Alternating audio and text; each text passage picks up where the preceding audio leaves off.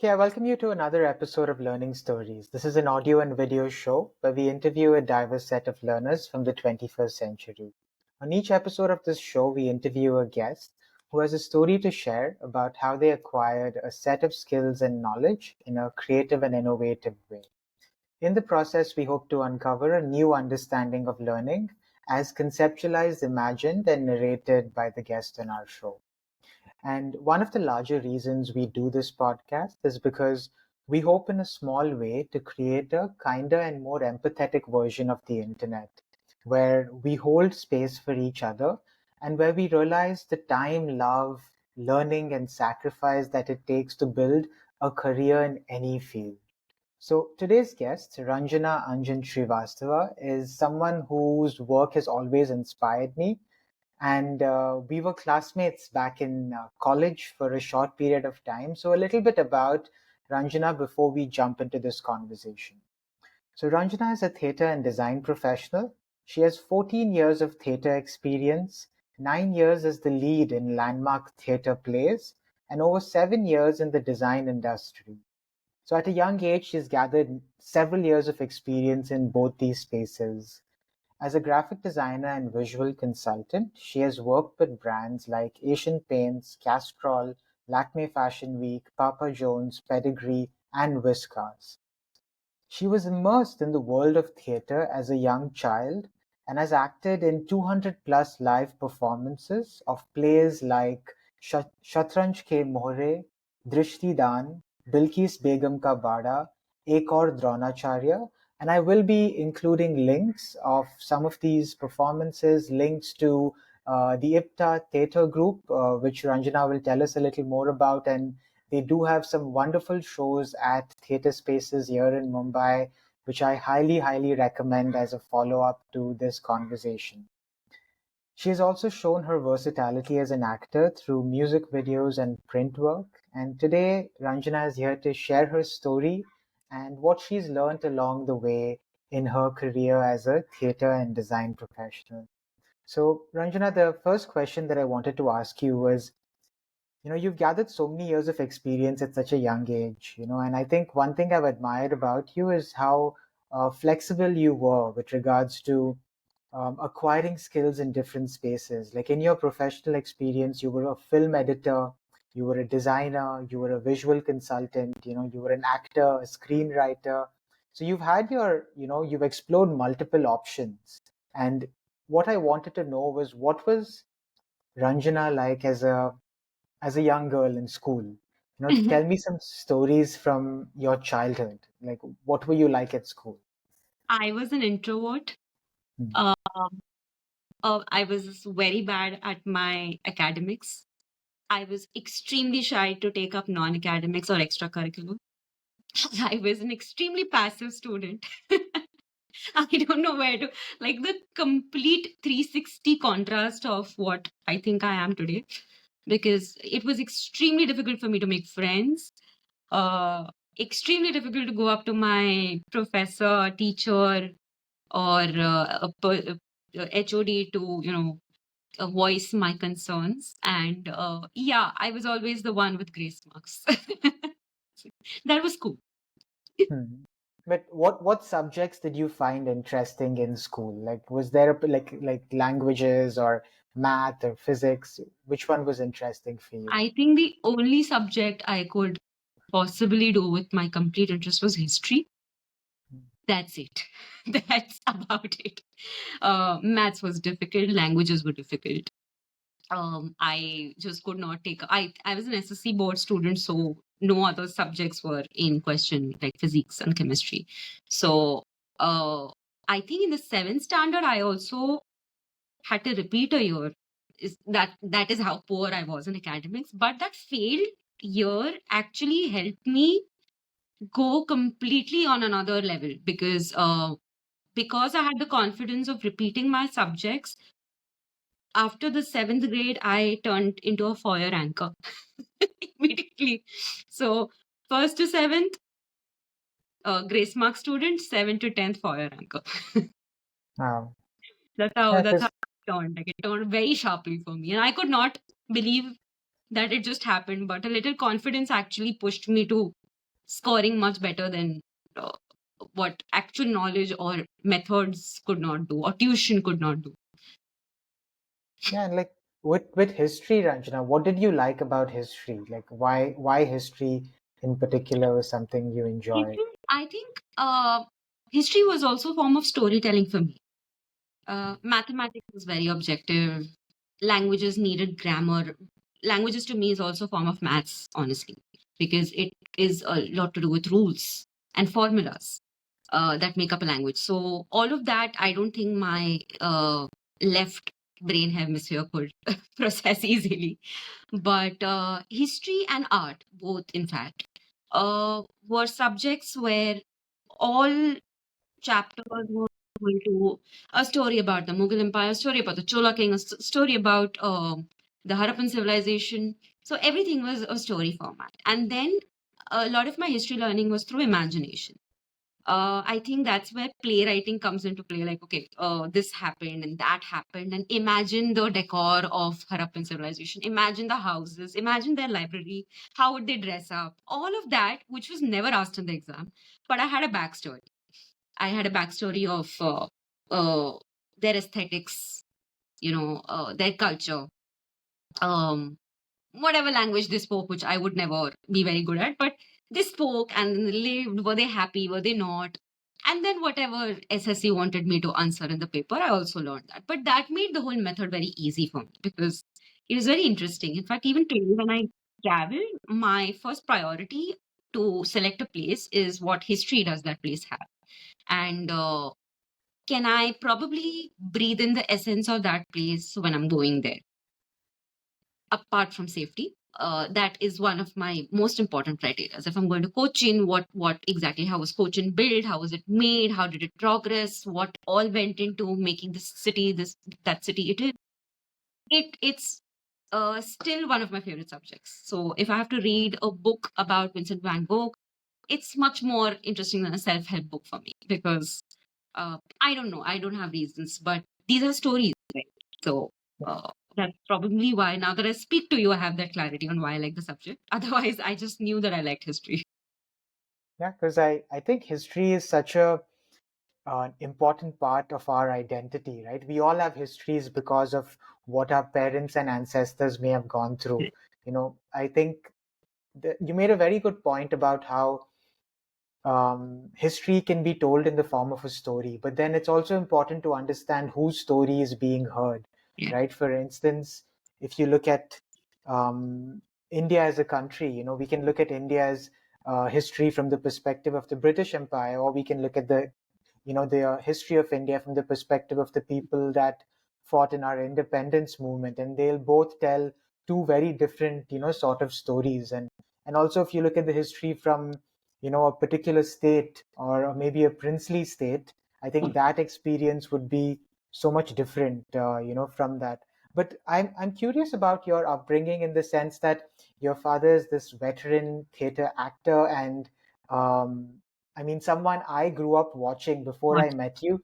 I've seen him in so many films, and I loved how he always had this strong presence on the screen. So I was really excited when I found out that you were so closely connected to him. But growing up in that sort of household, did you feel like you had a curiosity about the world of acting and movies or theater in that sense? Surprisingly, not at all. Until unless I studied in St. Xavier's for my 11th and 12th, and we call it junior college in Mumbai. And until then, I really did not, because as I said, in school I was just struggling to pass through standards, grades. Once I did, uh, the next 3 years, seventh, eighth, and ninth, were just years of glory because I was just basking in the fact that, okay, I am getting good at something.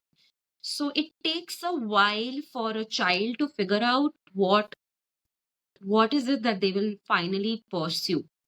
And acting was not one of my ideas, in fact. I have explored, like, so beautifully you mentioned my bio. Thank you so much for that. That I was very flexible to everything. That's also because I'm always exploring all the other things I could be good at. And this has been always a very critical matter for me, because I think with your work, you're going to live all your life. And you might have a lot of factors to consider when you're choosing a work. Will it be reasonable 20 years down the line? Will I actually get that ikigai factor? Whether will I earn enough that I can support my family in future? That can I support myself? Can my work be a factor which is extremely important? So work is very critical, and above all, will I be happy doing this? Because work would like give me a lot of anxiety about choosing my career. I think it has been one of my most important decisions. Later on, I realized there needs to be nothing fixed, because you can do all the things at once. And there is no hard and fast rule set in the universe about you having to do one thing and being excellent at that, or doing a lot of things and being, a company in your own account. So, acting happened somewhere in St. Xavier's when there was a street play audition going on, and my English was not very good at that point of time. But I wanted to test myself out, and I went ahead and gave auditions for both of them. And it came to me a lot more comparatively naturally than any other art form. Um, because I had often, probably a lot of acting is observation, and I used to attend rehearsals when I was little.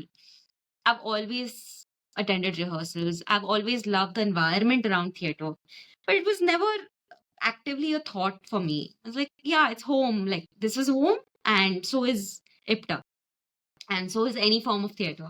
So when I went there and I auditioned, and it just felt like a door opening for me, like in within me, not in the sense of a career alternative, or a door of fame, or a door of wealth. It was just an outlet of expression, uh, where I felt, okay, whatever it is that I might have bottled up, I can probably flow it through my dialogues on stage.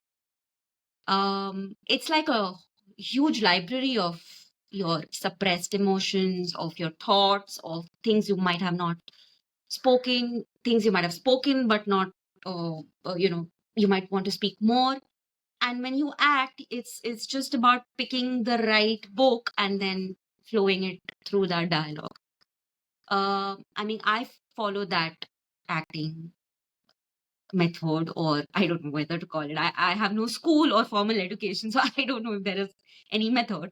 But yeah, um when I'm expected to perform something, I'm just going to pick up inferences from my observations and my own life experiences. And that's what's going to make my art my art. And there might be 1,000 people better than me and 1,000 people yet to be where I am. But what I will do is what I will do, and I can only get better or worse at it.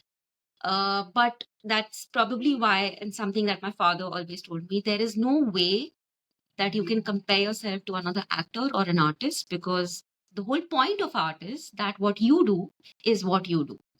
So there can be no bad actor, if you ask me. There can only be incorrect grammar. For example, you're on stage and you're not audible. That's a problem. But whatever you're doing out of your own experience. So there's nothing wrong about your acting. You're just not audible. That you need to work on. So I think that is the best piece of advice I ever got, and I'm sharing it away. I never share it away, but I will. I think that solved my confidence issues. That solved my, and it made acting a free thing to practice rather than something to worry about. Even today, when I have my peers always questioning whether am I doing this right, whether I'm doing this wrong, all of that is great. It's a part of the process where you're improving yourself, but getting so critical that you suck the joy out of it is not cool. I think that's where we should stop. Yeah. Just go and enjoy the space that you got. Getting a platform in a highly populated country in itself is a big privilege, even if you worked for it. So I think Yeah. that's how, I don't know, I started off with something and I totally digressed to that other. No, this is This is perfect, Ranjana. This is exactly what we're thinking about with this, conversation. Like for you as someone that has been immersed in this world of theater, Ranjana, what do you think is the role of theater, in society or as an art form? Like, what is your impression of the purpose of theater as an art form right now? It's actually a very good question because I'm looking for the answer myself. I don't know if I'll be successful. I want to move towards direction or production, like producing plays or directing plays. And whenever I do something new, my most important question is why? Because I think if you know the answer to that question, mostly you will sail through it without any, or if there are difficulties or challenges arising on that path, your why keeps you grounded. So I do not really know, times have changed, but I do know when IPTA started theater, or IPTA began as a movement, it did not just directly uh, jump into theater. IPTA has a very solid why.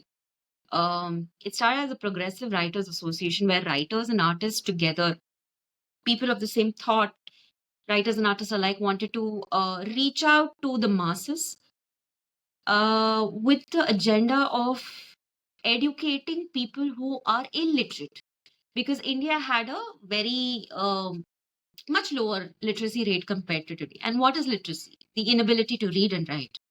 So obviously, with the purpose of the message of the independence movement, how am I going to reach to the commoners? Definitely not through newspaper articles, right? Because the literacy rate is low. But radio is a medium, and so is theater.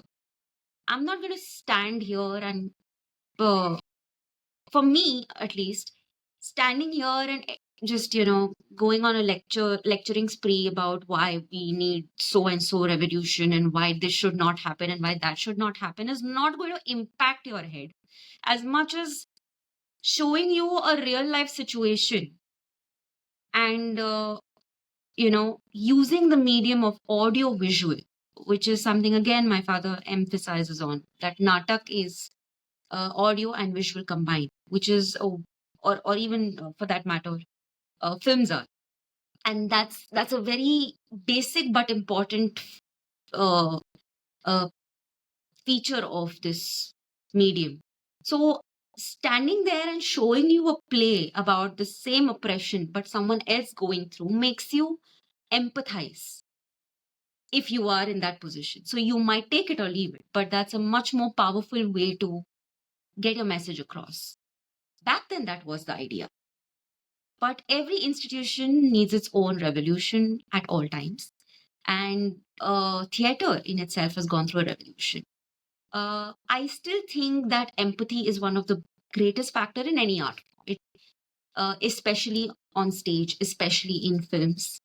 If you are able to help audiences connect to you, because what is a better way? If I'm showing you a whole story, right? History connected to a weak student like me.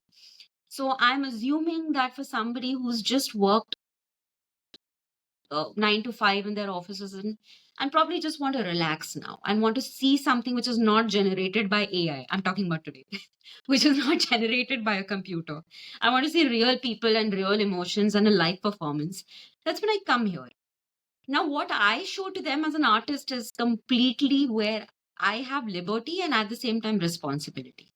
Am I going to show them a lecture about something that is not relevant to them anymore, or am I going to try to like catch their string and attach it to mine and then pull them in and um well have them realize that they did not even know when they are a part of the story?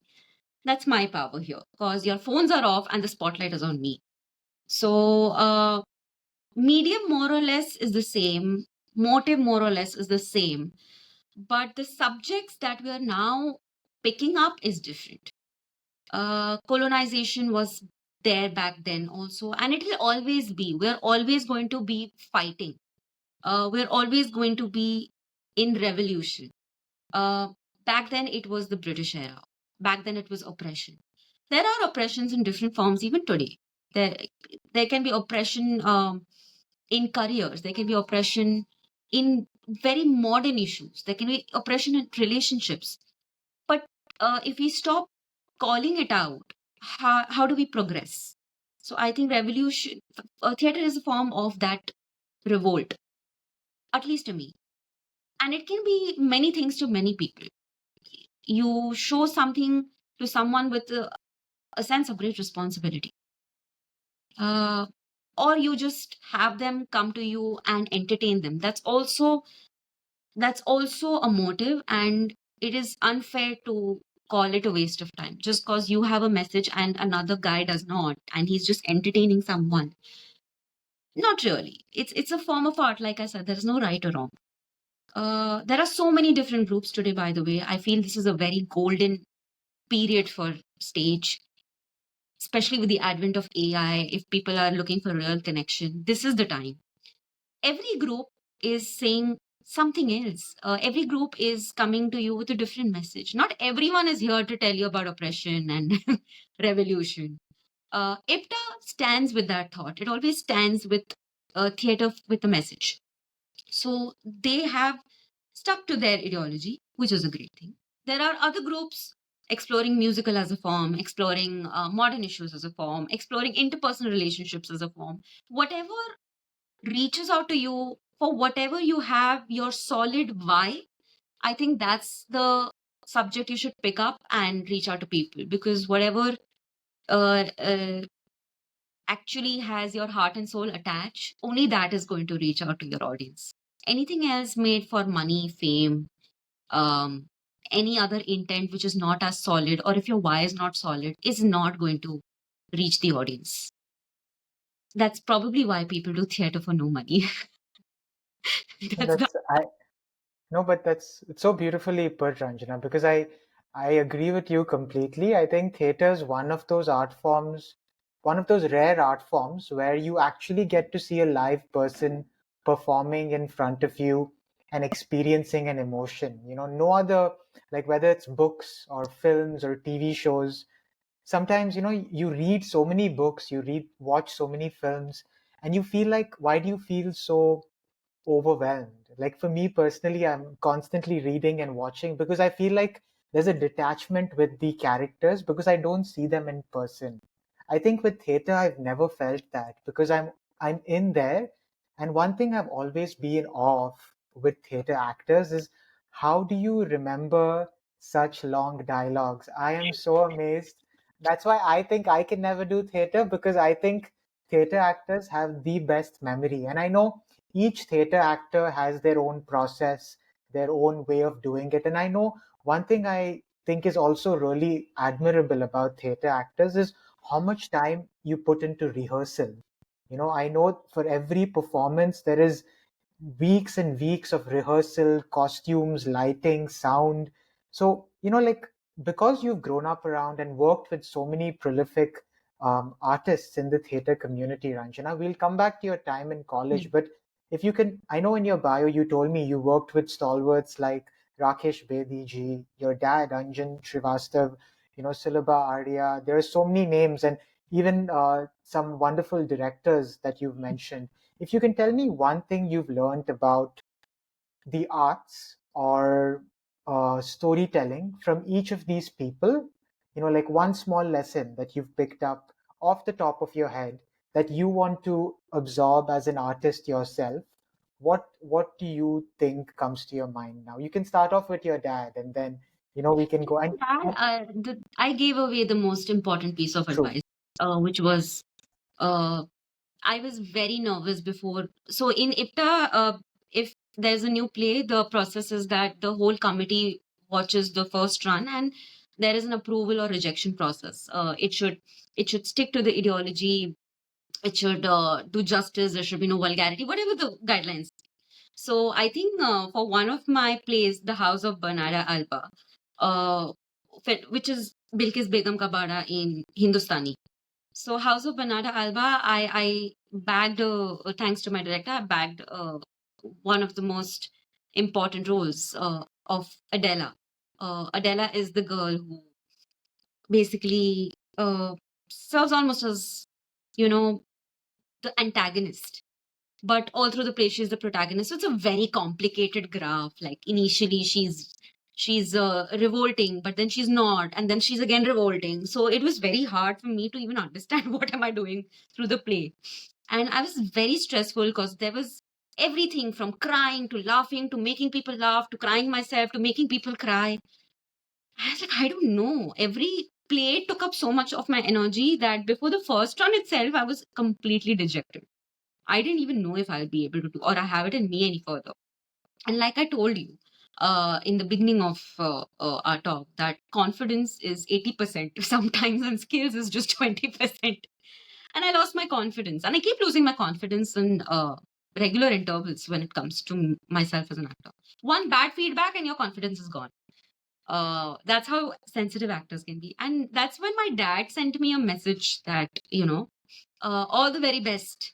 And he sent me a text message and that said, all the very best. And remember, what you can do, no other actor can do, and vice versa. That's it. That's all. That was the message. Vice versa was so important because it kept me grounded to the fact that no one else is to be looked down upon, but you are not supposed to look down on yourself either. So always remember your acting, something like that, like what you deliver is what you deliver because of your own experience. And now I stick that lesson to my heart if I have completely gone zero in the bar of confidence. I just remember that one message. I have that visual of that message. Even though it was a text message, I have that visual. That is the most important lesson. Until date, no other critique matters to me except that of him, not because he's my father, because I have seen his process. It's extremely grounded. It comes from a place of no lobby, no, forgive me if I say that, no backing of any institution, completely self-made. So I know what he's saying, and I think as artists we all need to stick to one, our gut feeling, and to that one person we are convinced will give us the best feedbacks. So that's number one, and I think that's the best piece of advice I can give to any actor lacking confidence. Secondly, when it comes to storytelling, I might not be the right person because I'm not that much of a storyteller as much of a technician or a designer that I am. So MS Sathyu, who I had the privilege of working with, who's a Sangeet Natak Academy recipient, which is one of the highest awards in the world of theatre. He directed a lot of plays in IPTA. And when I was working under him, one of the lessons that he gave to me from the set's point of view, the set of the play, was that if your set is heavy and if it has, there might be grandeur in your set, you might have a chandelier hanging, you might have a sofa, you might have all of that is good. Do what you want. But if at the end of it, everything cannot fit into a suitcase, okay, uh, how are you going to travel with your theater? And the whole point of theater is to travel, mobility. I saw the same thing in Naseeruddin Shah's play Father. In fact, a lot of his plays use very minimal amount of set. Anything that is available in any stage or theater as a part of their provisions, platforms, or maybe just one cube. Father just literally uses one table and tapes to define how the house is divided in various rooms. Uh, I think that is the beauty of stage. And he taught me how to be true to, or I took from him how to be true to that factor, mobility or minimalism. It's a very important thing. Again, my opinion, there are Gujarati and Marathi formats where stage shows, stage sets are very elaborate, and it's true to their storyline. There's nothing wrong about it, but I really believe in this format. Anything which is flexible and adaptable and mobile, that's how stage should be. And at the same time, it also enables audiences to think, not just spoon feed them. Imagine that this is where the next room is. Use your brain a bit. uh, it also pulls them into the format of storytelling because they are constantly processing. Okay, now what happened? Did he move into that room? Did he not move into that room? The lighting changed in the last before interval. Every time the light changed, it indicated a change in the uh, you know space. So maybe this time it has happened again. So I that was one lesson I took technically from Mr. M. S. Sathyu. And when it came to acting, that's the lesson I took from my dad, that uh, you can't be wrong. That lesson is very freeing, and this lesson is very educating and enlightening. So I think that's all I could probably share. When it comes to storytelling, I'm a student and I'm still learning how to, uh, you know, aesthetically design your words in a way that reaches you really well. So I'm not the right person yet. But definitely at some point, if I become a storyteller, a good storyteller, I will come to you with one lesson. But I am looking, I think every time I read a book, I'm looking for that one statement which can help me go through. Like I said, I'm always looking for the why. Why am I doing this? Yeah, That's it. that's because I do believe that in the coming years, Ranjana, you will, probably just like dad, have your own play that's running for 15 to 20 years, and I see that in you, that love for telling stories, and I think it comes from a very honest and vulnerable place where you genuinely want to communicate a true human emotion to the audience member, and I think that's the staying power of powerful plays and actors, because there are so many actors in the world, but some just stay with you because of what they are able to do on stage or on screen, and um, but I just wanted to backtrack a little about your years in college, Ranjana. You went to Xaviers and KC College, which are two premier institutions in the city of Mumbai. In your like 5 year time in those two institutions, what are your memories of some things you learned that are helpful for you now? And what did you study when you were at university as well? I'm a BMM graduate and I took up advertising majors in BMM. Uh, I highly credit both these institutions for everything I am today. Um, St. Xavier's for giving me my knack for stage. I think if it weren't for St. Xavier's, I would have never even explored stage. Uh, KC for design, because like I had mentioned, I think when we were casually speaking about it, design just happened accidentally to me. So when we were organizing a festival in KC College in the second year of my graduation, bachelor's, BMM, I happened to like, BMM is a very very experience based course, and everything has a practical application. They take us through 36 subjects in a span of 3 years, and there is a practical project at the end of every semester for each of these subjects. Design actually came to me through one of our festivals where our designer, for some unforeseen reasons, could not make it in time to at the festival, and I was forced to make a what do you call that thing, a brochure for the festival. Yeah, the BMM Blitzkrieg brochure.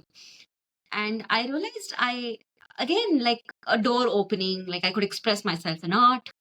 And after I found theater, I immediately found design, where I my knack for aesthetics, my um, harmony, and all these design principles just flew without me knowing these terms. I didn't know what's a color theory, what's split complementary, what's triad, what's analogous. Uh, I just started applying color theories, and with each theory, I started understanding what works, what does not work, what is alignment, what does it mean to balance negative space with a text space or a visual space. And I don't know, I can never explain. I think design is a very underrated and uncomplimented form of the art I practice. It was like meditation for me. And when I completed and I saw my product, I was very happy. And I started designing on a regular basis for small agencies, and somebody just needed their it's a very infamous thing in BMM, but ad design projects are always outsourced to other designers. So I started taking up ad design projects of my peers, and you had to build a whole brand and its universe about just a hypothetical brand and its universe, and I had immense fun. I could do it for the whole class. So doing that, then applying design in theater. So I realized the flyers or visuals of theater carry a lot of weightage, and theater has not really taken that seriously yet. But in UK, the poster of the theater is equally important as theater itself, because it's a publicity point. It attracts people. It's setting up your brand language. It's a form of art that theater carries as a sister art. So not in India so much. In India, in fact, I'm a little upset to see that even before we explore the aesthetics of posters, people have already started using AI for their posters. And there was a time when I went to Prithvi Theatre and I saw the pinboard and all the posters were looking the same. So that's one format. When again, a lesson my dad gave to me when it came to design, when I was designing and he saw uh, my artworks, I was just casually showing. I'm not a fan of showing my work to people in design. But I was just casually showing, and my dad said, "Don't limit yourself to graphics. When it comes to design, everything in the world is design." Uh, so sometimes he gives these little fortune cookies, and they turn out to be the most important bits of uh, statements for me for years to come. And I asked him, what does he mean? So he's like, design is also interior design, design is also space design. So tomorrow, if somebody sees your graphic work and asks you to redesign that space, go ahead and do it. I said, why would I do it? I want to specialize in something. So he's like, no, that doesn't stop you from giving a perspective of what space is, right? That's still design. So I started doing that.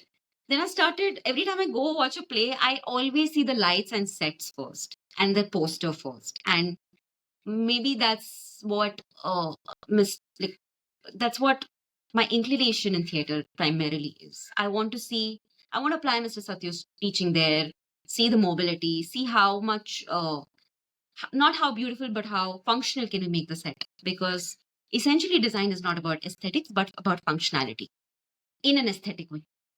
So um I at this point of time I'm trying to combine both my love for theater and design and see where we go. Even today, when I'm seeing a show, I'm always redesigning the set in my head before I'm redesigning the story. When I'm walking on the street, I'm always redesigning the street. When I'm entering a house, I'm always rearranging stuff. I want to see if one piece of art could have been exchanged and the energy of the room could have been different. So it's a beautiful thing to have. I don't overthink my design.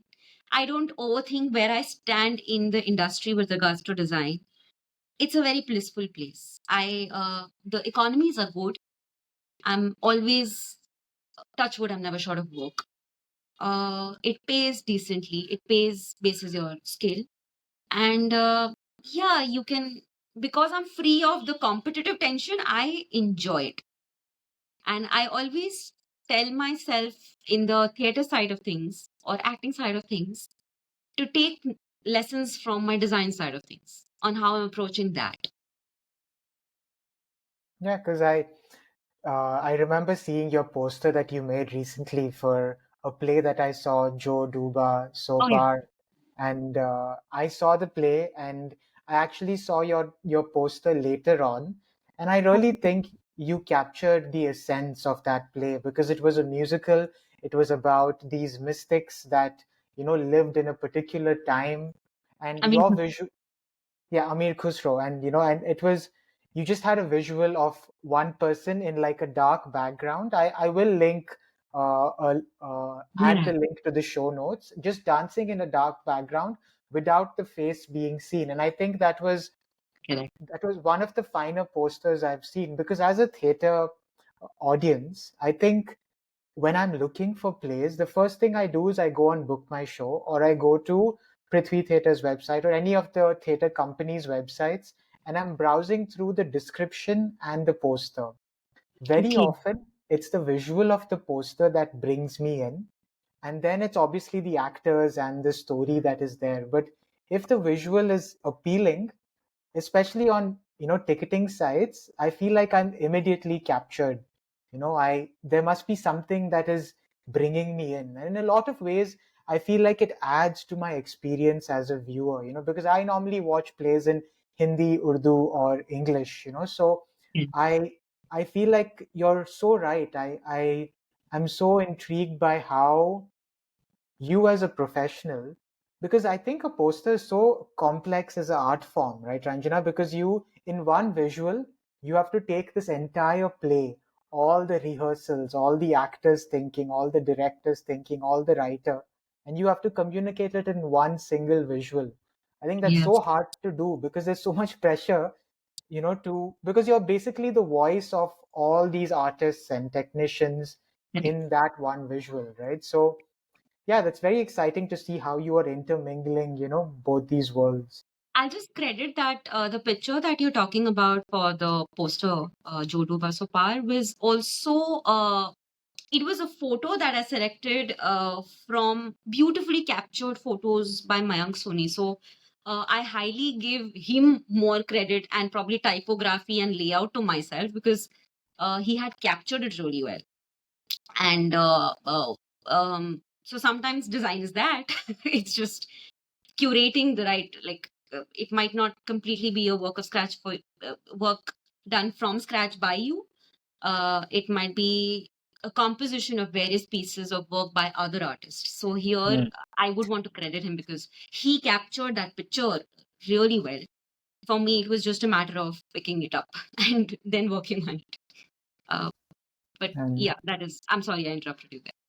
no, I think yeah, like that's so important to also understand the collaborative nature of design and art in that sense. Sometimes you're learning from other people and bringing in the work of other artists and technicians that add to your sort of primary skill as well, right? So, like one thing I wanted to ask you, Ranjana, is like after university, you've taken up several design related roles. You were head of design at a company called Social Pill for about 3 to 4 years. You worked as a visual consultant at Leher more recently for maybe a year or two. And Um, before that, as you said, there was the Pink Elephant. So, if you could tell me about some campaigns that you worked on, and not just talk about the campaign, but tell me about one element of design that you felt you worked on for that campaign. For instance, if you could tell me about like typography for one of the restaurant campaigns you worked for, or if you could tell me about how you used colors for one of the other brands that you worked on. So, for someone that is curious about design, this would be an interesting entry point into understanding how a designer thinks. I could tell you about so not campaigns per se, but just now, like yesterday, I there's a restaurant because a lot of my work revolved around hospitality sector. Just yesterday, I worked on um, a, a food festival by the Caravan Menu, and it is called the North Indian Darbar. And they wanted to cover the cuisines of Punjab, Kashmir, and Delhi. So I was very happy. I will show you the look. Of course, you would want to probably see the mood board of that. And uh, now that's where you use AI and not use AI. It's a very interesting concept. So, Caravan is doing this festival. They want to cover the cuisine. The first thing we possibly do, at least my process is that I use history. So I'm going to go find out what is common between Punjab, Kashmir, and Delhi. What is it that is it the Sindh belt? Is it the were there rulers? Is it the fact that they had king rule? Um, I mean, I just want to find out what. So we hadn't even considered the name. We were just thinking of Punjab, Kashmir, and Delhi being the states to cover in terms of cuisine. So we instantly thought of Darbar because um, these three places have a rich legacy of rulers. Also a rich legacy of clothing, but clothing clashes with food. We are not doing that. So we called it the North Indian Darbar. And then the first thing you do is you decide colors, you decide the mood, you decide the illustrations. Everything has 1,000 sub chapters. When you go with colors, you go with warm, cool, earthy, muted, neutral. What will give you the feel of North India and Darbar put together? Let's not even complicate that idea. As simple as that. When you go with illustrations, the most important thing and the most doable thing now with AI. Would you want it to be cartoonish? Would you want it to be royal? If you want it to be royal, should the illustrations have black outlines? Should they not have? Should they be seamless? So that is one set of things. When you will go and do the photography, which is going to be integrated in our designs, it's best to give your photographer or any other co-artist a mood board as well. Uh, so I gave my photographer a mood board of, um, you know, take a lot of dark lighting, take a lot of royal dishes, make sure that there is coherence. For me, coherence is the most important design element across a campaign. And in one poster, whether it's theater or a campaign, alignment and harmony is the most important thing. No color should clash. There should be more than two typographies. These are my rules, and everyone can have their own rules. Uh, and these are very basic rules. I am sure the students who have passed out from design schools might have a more structured way of thinking, but I haven't. So I have made my own rules.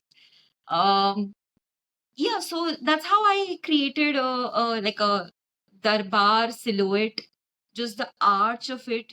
You don't want to put the whole universe of a darbar in one poster. You just want to give a suggestion. So we must always probably remember that food is the hero, and the name is the hero, and the restaurant is the hero, and the background is your theme. Theme is always the background. Theme is there to give fill lighting, while your main brand is your key lighting. Sometimes you can reverse that.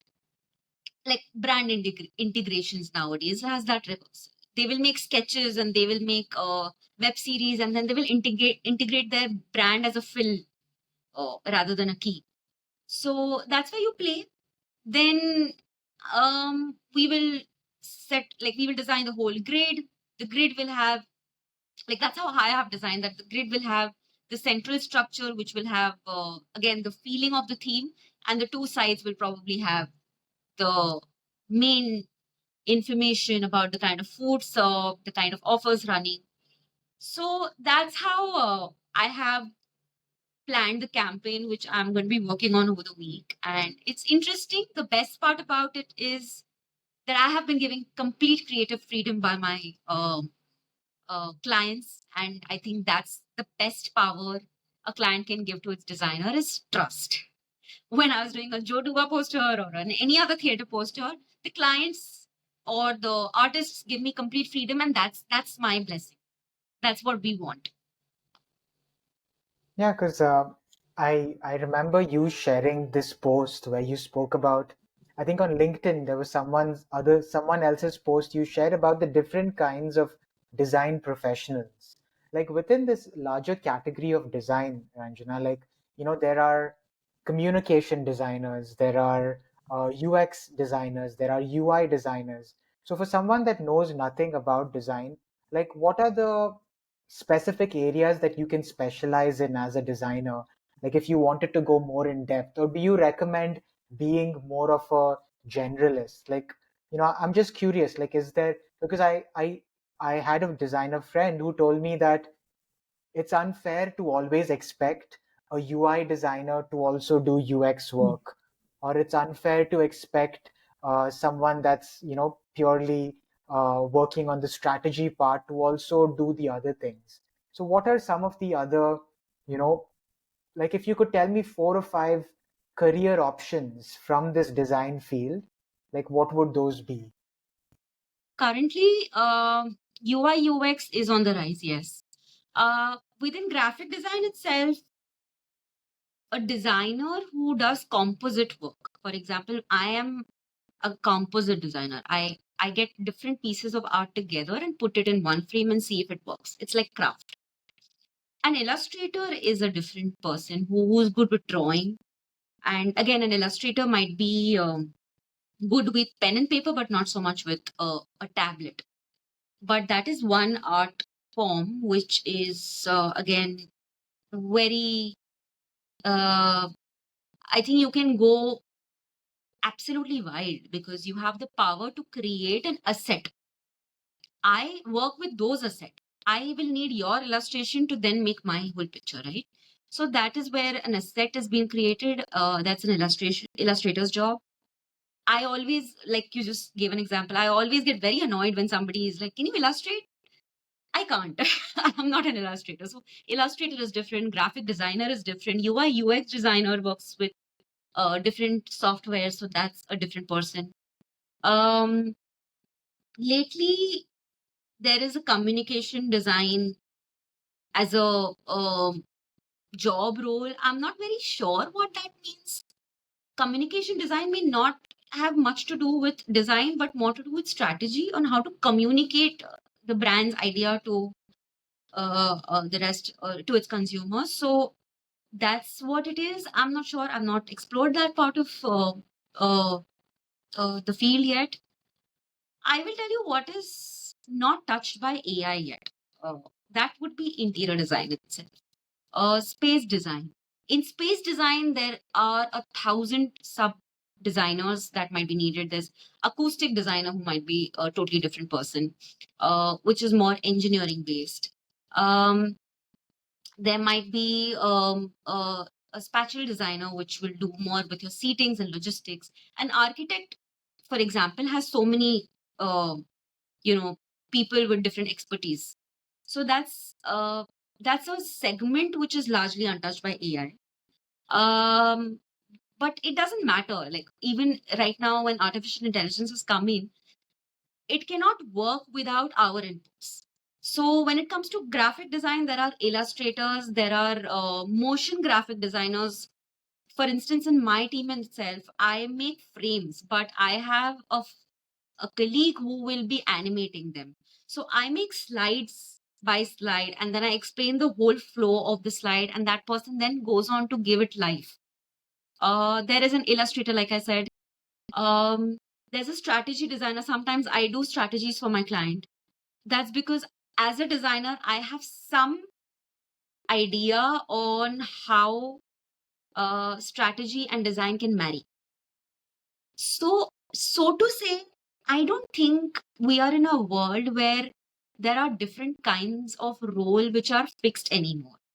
If you know, for example, if you know graphic design and you are an MBA graduate, so maybe you're good at managing people or managing business side of things, you can then become um, sort of a strategy and communications for visual designer. I don't know. I just made that up. Maybe because you have this skill and that skill, and you can combine and you can put that in your resume, and then you can go on to explain it in your interview. There's no problem with that. I also don't consider myself as a graphic designer, but a visual consultant because I not only understand design that most hospitality brands want or brands want in general, but I can also manage the people who design. Because in Time Out Mumbai or Social Pill, as they call it now, which was initially Time Out Mumbai, I was heading the design team. So I was not designing as much as I was managing my team. And managing designers is different from managing accountants or managing client servicing people or managing artists. It's they Designers are artists, so they are very moody, they are very vulnerable. So now you might be a design manager. So I highly disagree when it comes to structured roles. But you're right, you are also trying to educate your audience. We have the same set of people: UI, UX, architects, illustrators, motion graphics, animators, visual effects, VFX. VFX is different from animators because they deal with a different software. So design can also be segregated basis the software you use. But that's a very technical thing. And when it comes to your sensibilities of design, there are endless possibilities. You can be everything you know in one room. Um, Yeah, like you do speak like someone that has really thought about design for a very long time, Ranjana. And I'm really fascinated because you said that you didn't have any formal sort of education or like a design degree. Do you feel like if you did like a course or a degree on a particular element of design, it would have somehow changed your aesthetic or strategic sort of understanding of the field? Or do you feel like the path that you took was the best path for you in that sense? Maybe I would have been much more refined. Maybe I knew more principles and more theories. But to be honest, I am not that kind of a learner. I don't depend on any education system to teach me what to do. In fact, after my BMM advertising degree, the first thing I did out of a college was outside of college was do a 2 to 3 month internship at Hindustan Times, which was a journalism based work. And within those 3 months, I understood the mechanisms of the newsroom. So I highly am a learner by experience. I don't think I can do with sitting in the classrooms and doing projects. It's not my cup of tea. But there are different people and all kinds of people. Somebody might really need notes to understand what they're doing and refer to that. And all due respect to that. I just feel like if I had a formal education in acting or formal education in design, it would just make me think more, which can be both a good thing and bad thing. If I think more and do less, it's a bad thing. If I think more, I might come up with something special. So it's about the balance. I can still think more. I can still read up books. We are in a time where if we do not have the time and money for an education, we can still survive. We can still dedicate our time to, I largely feel like everything is now internet, right? What I don't have to feel for it. It's a fact. It's just if you want to really learn about something that fascinates you, just go on the internet, go in the library, pick up books, talk to people who have done that, and you're good. I think that's better. And I think it's better to not do a course because humans learn better with curiosity. So let a curiosity arise, in my opinion, and then chase it till you have taken enough knowledge about it rather than just going through a curriculum who someone else has structured for you. For basic education, it's fine, but for specialized education, uh, of course, for something like aeronautical engineering and medicine, I wouldn't recommend that. But Yeah. a lot of creative arts, I think, thrives on curiosity and passion. So much better to follow your gut than a curriculum. Yeah. And like for you as a design professional, Ranjana, like recently, do you remember not some maybe not something that you have worked on, but you saw as a consumer, like a brand campaign that you thought did something special, because it hit all these design elements really well. And it touched something in you as a human being, not just as a consumer. Like what comes to your mind in that sense? This is Like, difficult because, like I said, I'm not in the competitive mode when it comes to design. I hmm, don't care much about the world. What's interesting. Right. happening, not happening. To me, it's just Yeah. aesthetic. But a really fun brand. I will say brands in different levels. Yeah. So for me, Jaja is a brand.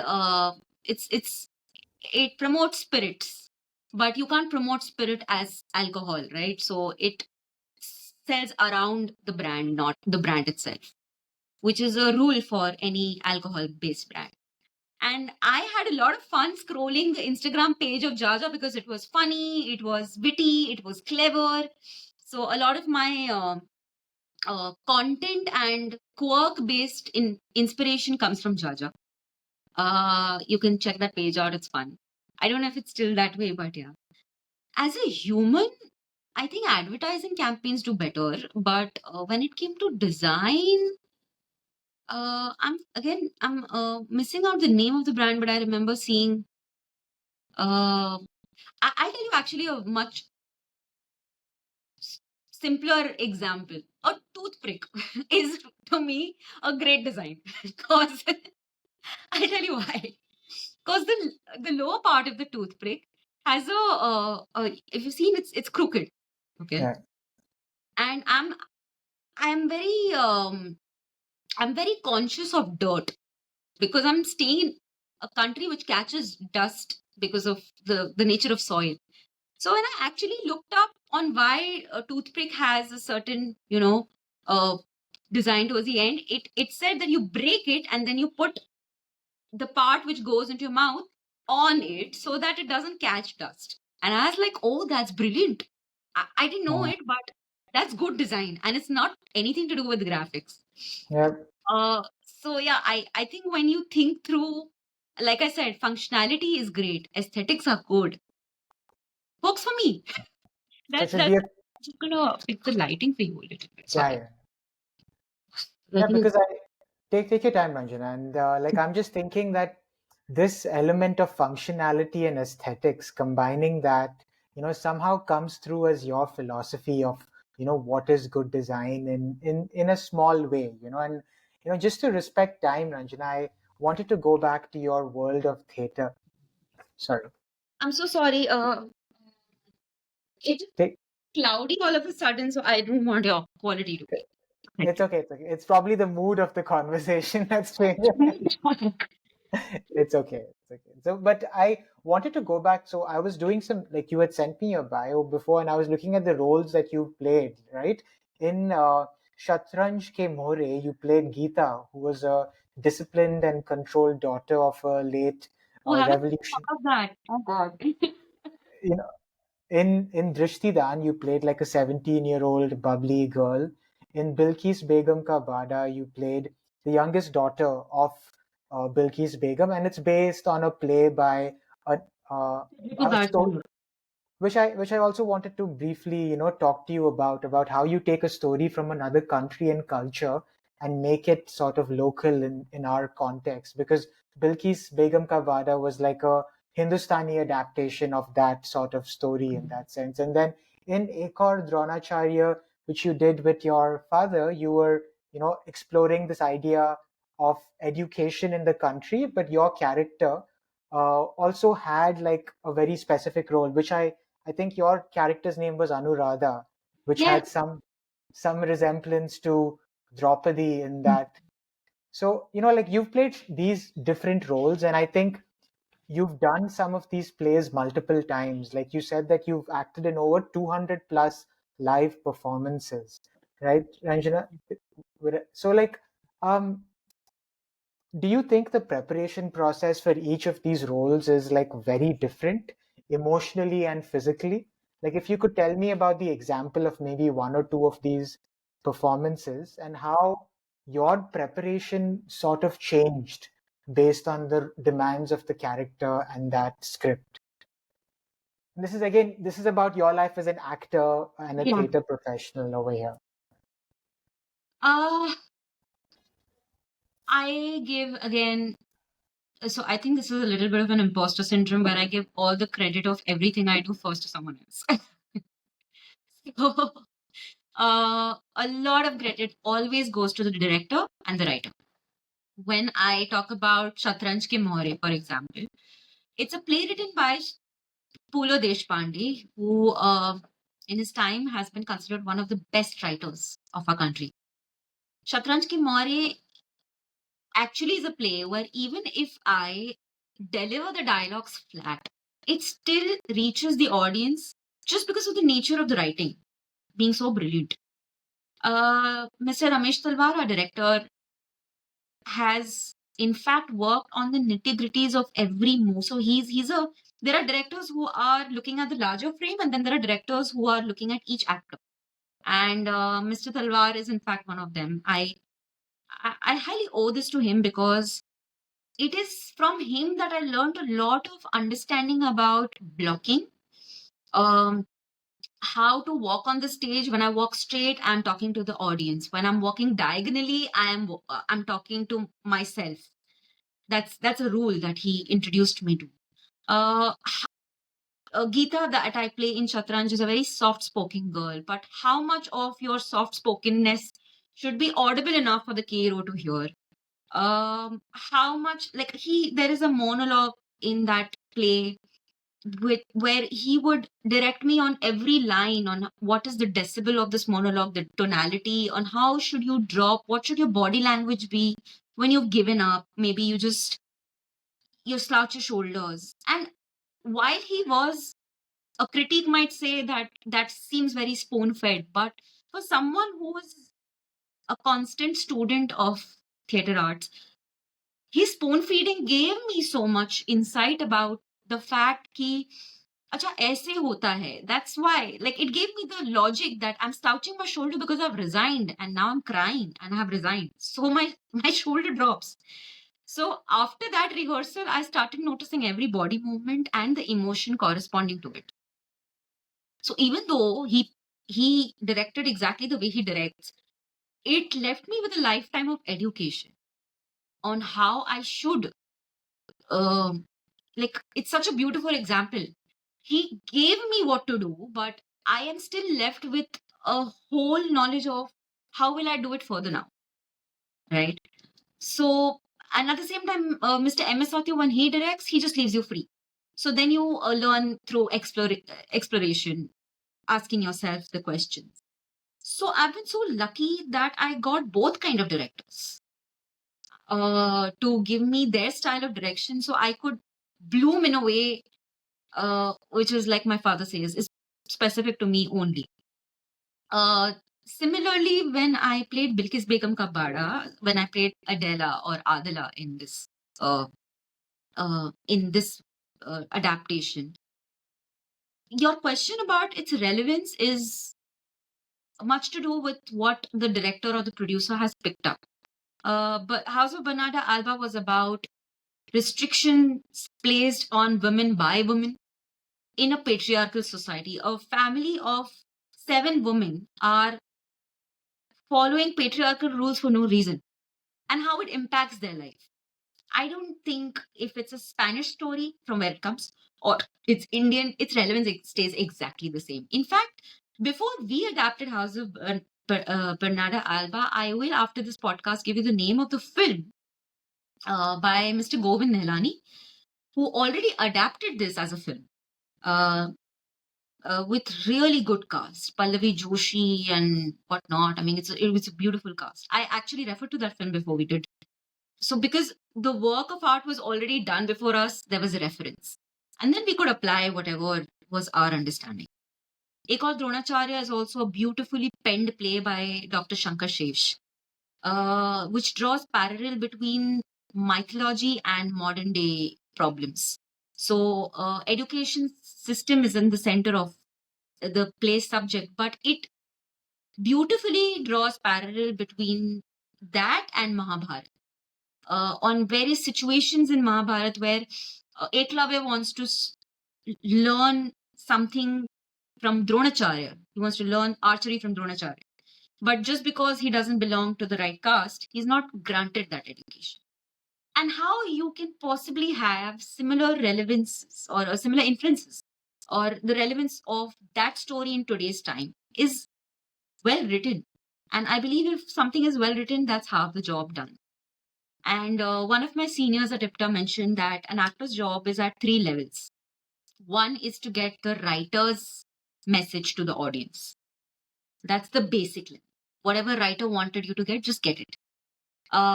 Second is to get the director's message to the audience. That is built upon the writer's message that the director will get you through.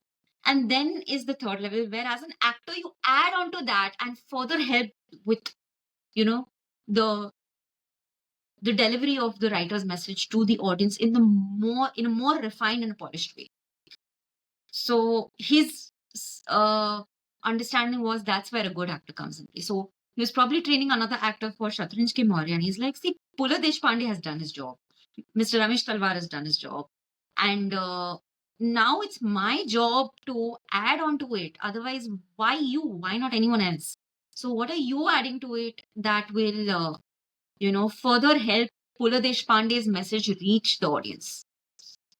So if you have a great writer, which I did in all these plays, and if you have a great director, which I'm fortunate to get through IPTA, and I hope to get through many other uh, groups or through IPTA itself, half my job is done. And then comes my own experiences, which I had mentioned from my library of experience, from my observation. What can I pick up and then put to you? And then I apply my dad's rule that nothing can be wrong or right. And then I apply my own critique and try to keep refining. That's my process. And I may Yeah. not be perfect, but I will always be a work in progress in that. Yeah. I love how honest and humble you are about your craft, Ranjana. You're so open to learn, but I do feel like not only as a professional, you've grown up in this world. You've already, at a very young age, spent more than 15 to 20 years in this world of theater. So I feel like you are someone that is very competent in this space, not only for how many performances you've done, but for how you've observed this world so closely for so long. And I do think, you're one of the finest, theater professionals. And I hope you do continue to, create work. And I feel like sometimes it's good to appreciate all the work that you've, done. I know you have a very long way to go, and you're just starting off, but I think whatever you've done until now is commendable and definitely worth that praise in that sense. So Thank to you. That's so close, kind. you're welcome. And I will be linking IPTA's website, which stands for Indian People's Theatre Association. Am I right, Ranjana? Correct. That's right. And their plays, I know they have chapters in Bombay, but they do have chapters all around India. I was And just going to tell you about it because you, in the beginning of the podcast, you had mentioned that theater outside of Mumbai is not so privileged. But IPTA, in fact, is a movement, not just a theater group. So uh, it has its wings all over India, even in Bihar, in Jharkhand, in Bilaspur, which is Chhattisgarh, Kerala, so Madhya Pradesh. I mean, it's really spread out, and all the people affiliated with IPTA in different parts of the country are doing a phenomenal job at their level with their resources, with whatever they have. Some are just, if they don't have the money, they are keeping the form of street play alive. In fact, the work is very underrated. What they're doing is beautiful at this point. It's just not very uh, very hyped up, but it's definitely worth noting. Sorry. and and like if someone does want to reach you to learn about your work in theater and design, what's the best way to learn more about your work on the internet, Ranjana? So would you just say Instagram or the IPTA website is like the best source, or any other way to? Yeah, I mean, in terms of guidance for design or theater, definitely I'm all game for that. I may not be the best person for, like I said, I don't consider myself anywhere in the in the universe of stage. Even in terms of making progress, it might be just a 5% right now. But when it comes to I still have a lot of friends who are always sending me numbers. My nephew, my niece wants to join theater. She wants to be an actor. This is usually what the this is usually what the query is. I want to be an actor and I want to do theater because theater is very cool. It's like, no, theater is not very cool. It's really hot in there. But I do guide them because my first job, I feel, is to show them the real picture about the economies and how tough it can get, especially if you are coming from another city, state, and planning to settle here all by yourself, then mentally be very, very ready about the challenges. Mumbai is not an easy city to live in. And acting is not at all currently a very easy career to pursue. In fact, one thing, if you might have not asked me, but I will still add on because it's a very important perspective in terms of this subject, is that an actor has no trust by their peers until unless they have made it. And when it comes to theater, a lot of parents who do not, I'm fortunate because I have parents who support me. But a lot of people are children of chartered accountants and UPSC aspirants and people who done really well in their line of work, which had a set structure of work. Their parents are not very supportive of their children because, of course, they have not seen how this career is. And to be very brutal and crass about what this career is, you have to go out and find work. You have to work on your craft, and you need to constantly be slogging from auditions to auditions, and you might still not be selected on the basis of your skill, and you might be selected. Someone else might be taken for that role because they look the part, and it's all fair, honestly, because a brand is putting in money. They will take who they want. So it comes with so much risk. You may have work today and nothing at all tomorrow. And you might have to juggle between two different careers to make a living and pay the rent. And still, even if you have managed to become something in this world, in this career of acting, you might be completely forgotten the next month. So you're only as good as your last work. It's a very unforgiving line. And my only piece of advice, even though I'm not in a position to give it yet, but I have seen in my family and I've seen in the people around me. So maybe from that perspective, my only advice to anybody who wants to pursue acting is please don't do it for the fame of it and only for the love of it. Maybe also Kaifi Azmi की काफी खूबसूरत कहावत है कि उन्होंने अपनी बेटी से शायद ये कहा था कि जो बीज आप डाल रहे हैं, हो सकता है उस पेड़ के नीचे आपको बैठने का मौका ना मिले इस जन्म में। मतलब if you are sowing something, if you're sowing a seed for a tree, you might not be able to sit under the shadow of it in this life. And if you approach it with that attitude, you might be better off because let's just forget about the outcome and just remember that you chose a line completely at your own risk. You might not have anybody to back you for this. Yeah, that's so beautifully put and such a nice quote by Kathy Asmi, right? And I think that's the larger purpose of art you can see much later on. Maybe not in this lifetime. I'm really going to remember that. I'm so sorry about time, Ranjana. I'm going to conclude this. So to end this conversation, if you could give me one book and film recommendation that you really enjoyed recently, not the best, but something you've enjoyed recently, and all the links to what we discussed in the conversation will be in the show notes. This episode will be available on YouTube, Spotify, Amazon Music, JioSaavn, and Apple Podcasts. So it will be available on video and audio, and I will be linking IPTA's website.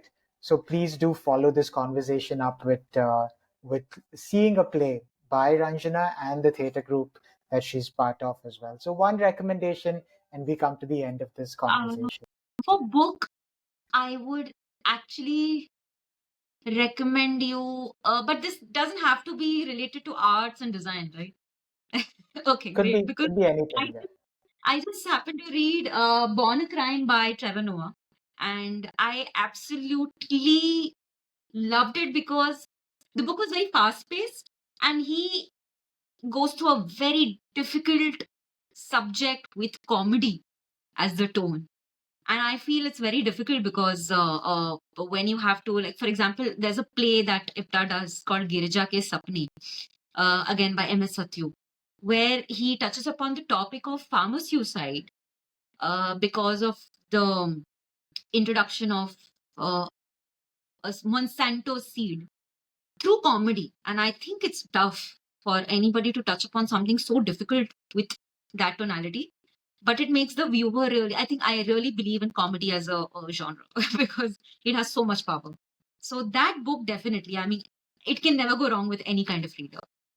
Um, and Not Without My Daughter was a book that I read when I was in college. Uh, I still have it in my memory imprinted because it really makes you sit on the edge of the seat while I think the storytelling is brilliant. So both these books would be my recommendation. Another book on acting goes by the same name, is by S. Oliver, which is a great book for actors. So I think this book was gifted to my father by a great director called, his name is Kundan Shah. Um, I think it's a gem in the form of book for actors. When it comes to movies, I have been consuming a lesser amount of it because I have been into books lately. But I saw a documentary on Ravish, and I would highly recommend that. It's on movie.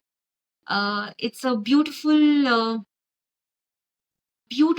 documentation of his journey from the newsroom to his home. So his personal life is juggling with professional life, and I think I will link you that documentary. This is the film by Vinay Shukla, right? Yes, yes. Right. So, because that is the last piece of audiovisual I've consumed.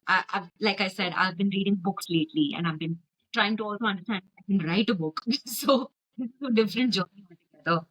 Uh, it sticks with me because Ravish is again doing something what actors do, is stand somewhere. And this is a very personal political opinion, so I'll put that disclaimer here. Stand through really tough times. Like theater goes through economic downfalls, same as in the documentary NDTV was going through. And he still stands there and tries to do justice to his work without any backing. Exactly what I told you in the last bit of this set. I think it's very tough to stand by truth and stand by something you believe in, where a world is constantly telling you to go with where the where the larger population is moving. And if you have to go against the tide, it might need a lot of books and documentaries to keep you up with that encouragement. So yeah, I might not be the best person right now for or No, but these are great. And on that note, sorry, on that, were you going to say something, Ranjana? no, I was just completing that. I'm done. So, I mean, those are great recommendations. I will be including that in the show notes. And on that note, we come to an end of this episode of Learning Stories. Thank you, Ranjana. This was really, really fun. Even though we've known each other on and off for the last, 10 years or so, but I've learned a little more about you through this conversation. And that's the hope of this podcast. So stay tuned for more such stories. And until next time, this is Abhishek Shetty signing off on this episode of Learning Stories. Thank you, Thank Ranjana. you. Thank you so much. Bye.